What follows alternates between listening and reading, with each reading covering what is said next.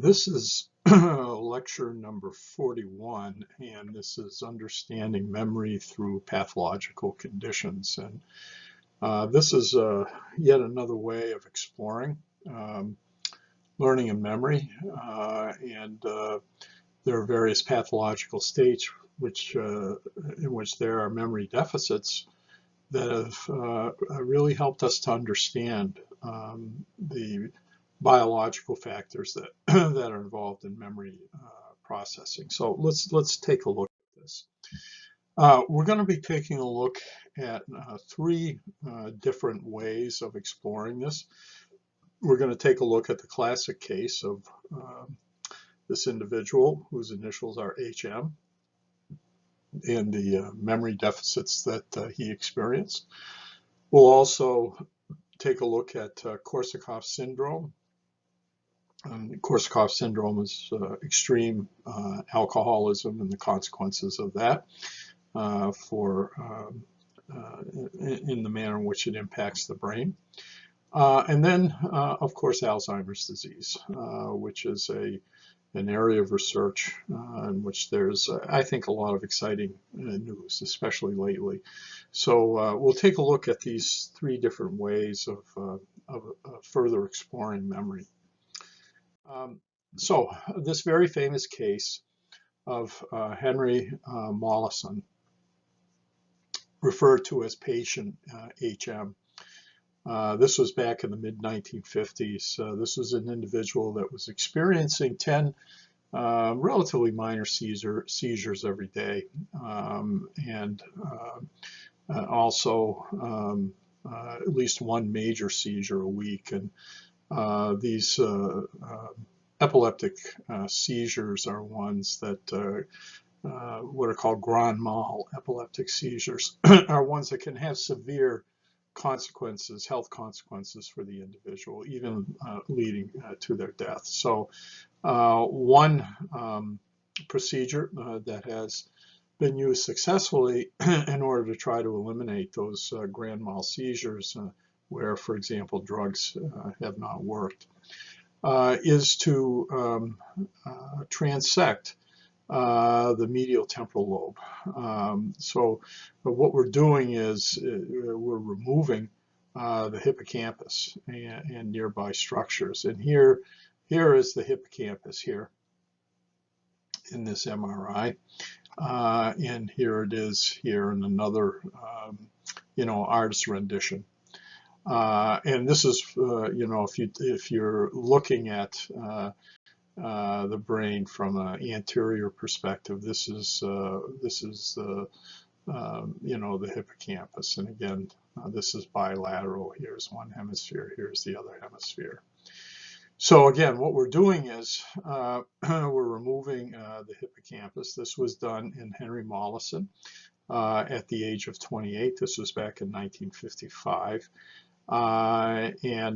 Here's the results of the bilateral surgery itself. When you take a look at these brain scans, you can see these areas right here that have been removed. This is the hippocampus of the brain. And it was very clear following this surgical procedure that Henry Mollison, although these grand mal seizures and these minor seizures were eliminated, he had very pervasive problems in terms of his memory. Learning a little bit more about those memory problems, I think, is instructive because it helps us to understand the biology of memory and indeed the behavioral consequences when certain parts of the brain that are involved in memory are removed. So when you take a look at HM and you take a look at those memory deficits, he experienced what we call anterior grade amnesia. That's a loss of memory for new events. And some retrograde amnesia, that's loss of memory of events before before the brain damage took place. What was also found that his ability to state a memory in words, something that we call declarative memory, was greatly impacted. There were deficits in his explicit memory. That's recall of information, which one knows is in memory. But his procedural memory was unaffected. That is, learning how to do something new. So indeed, we see, this impact on HM. And indeed, this is some of the research that has been done in this area, which, quite clearly documents that the hippocampus is involved in memory. Another important aspect of these pathological conditions concerns Korsakoff syndrome, which is the alcoholism that develops in individuals that are chronic, very severe alcoholics. And again, it's a chronic brain disorder. Very severe memory problems, both anterograde and retrograde memory problems, apathy and confusion, depression, and brain damage in particular in this area of the brain that you see right here, which is referred to as the mammillary bodies. It's part of the hypothalamus of the brain. Again, this is something that has been noted in alcoholics now for a considerable period of time. When you take a look at what happens in Korsakoff syndrome, there's a couple of really interesting behavioral consequences.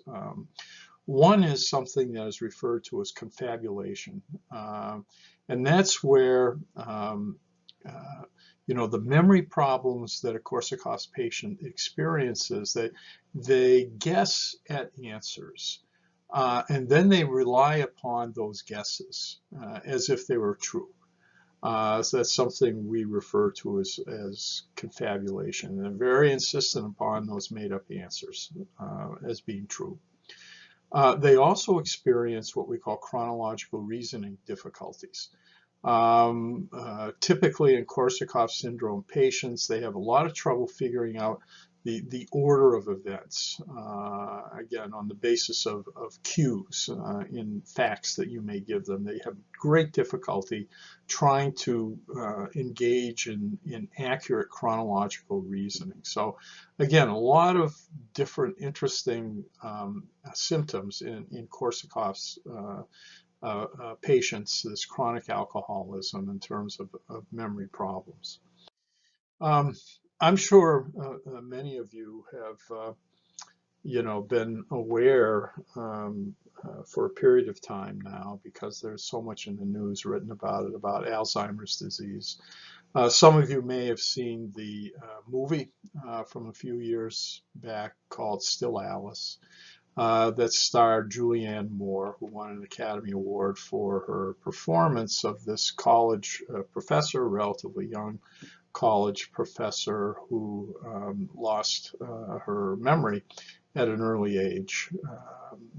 Indeed, she came down with Alzheimer's disease in her early 40s.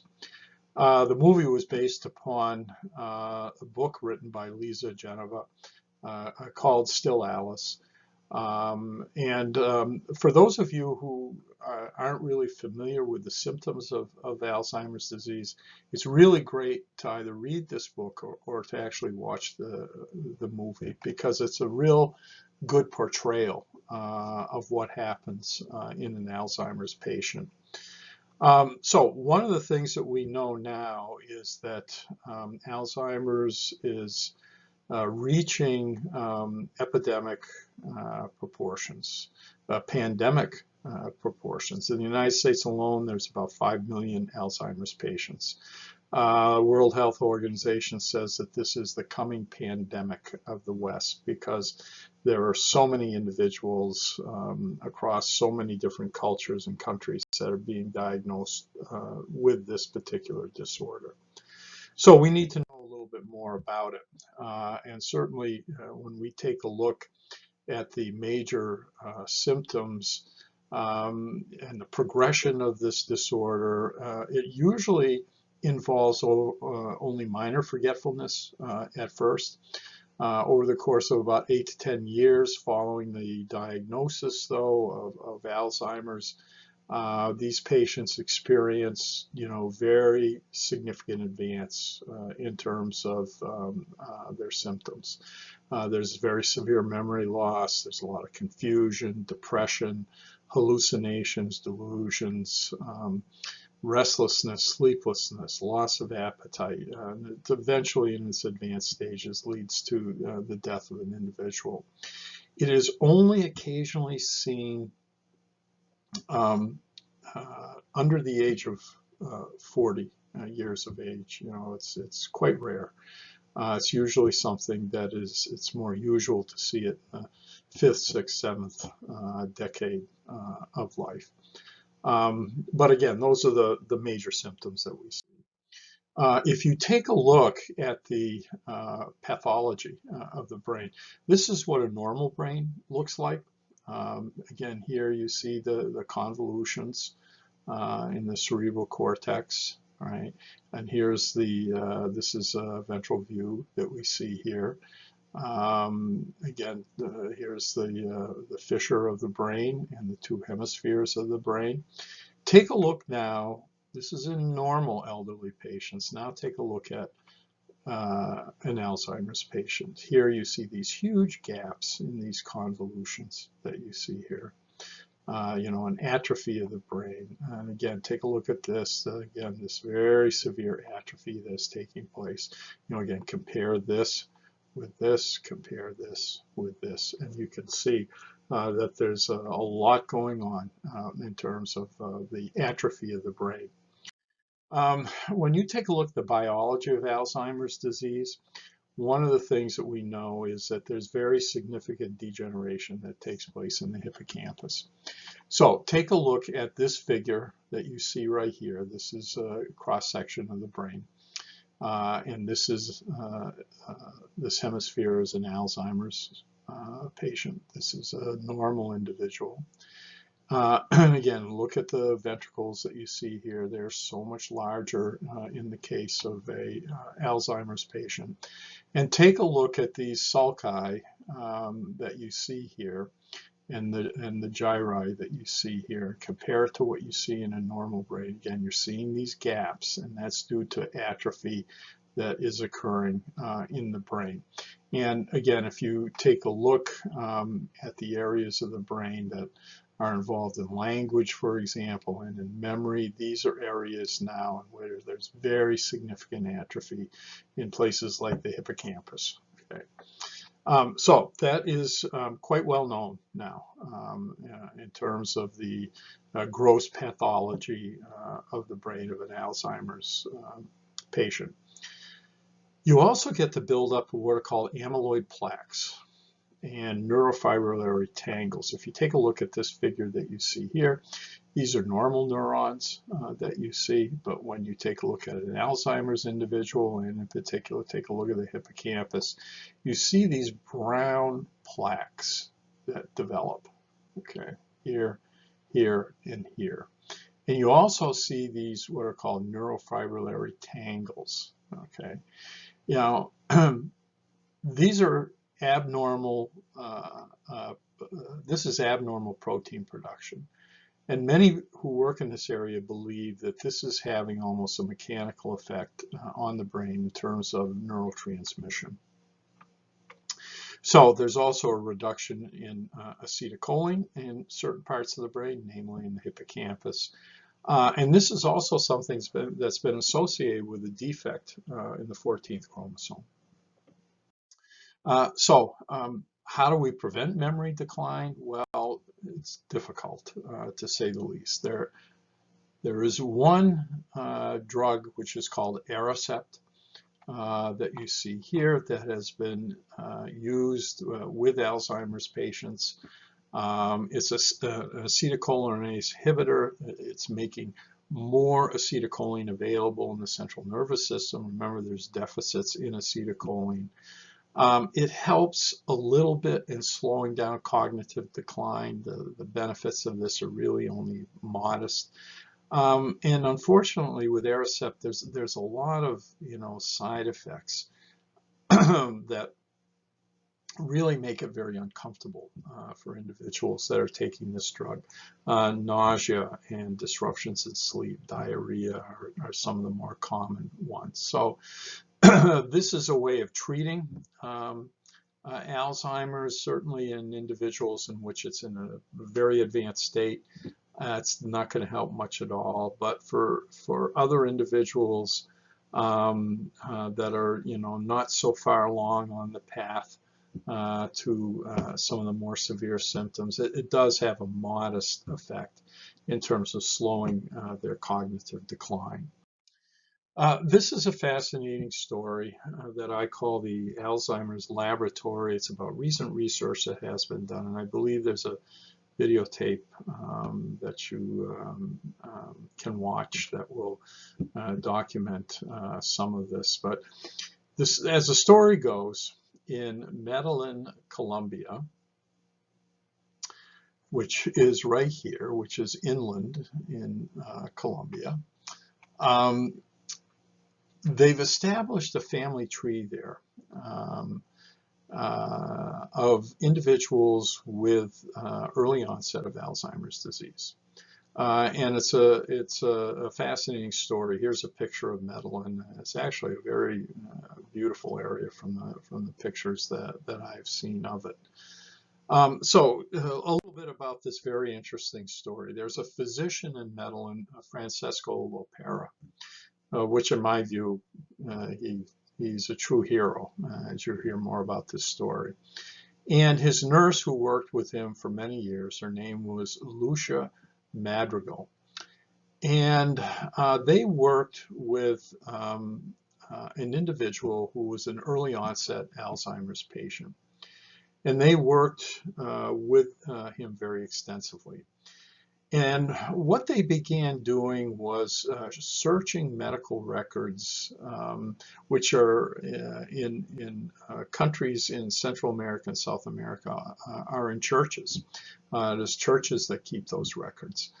And they began searching the medical records of this one family, going all the way back to the 1800s. And very frequently what they would see written in the logs of the church, who were charged with keeping track of the cause of death of parishioners, was something that they called softening of the brain.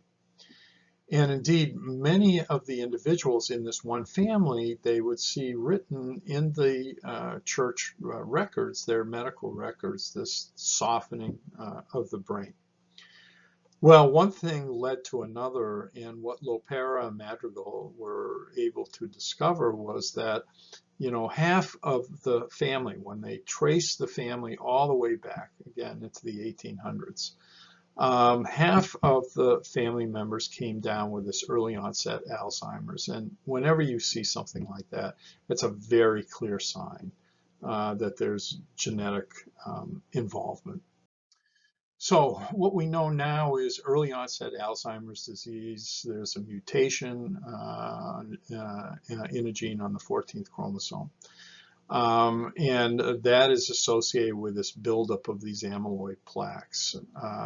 And that buildup occurs in the brain before there are any behavioral symptoms that occur, which is, very interesting.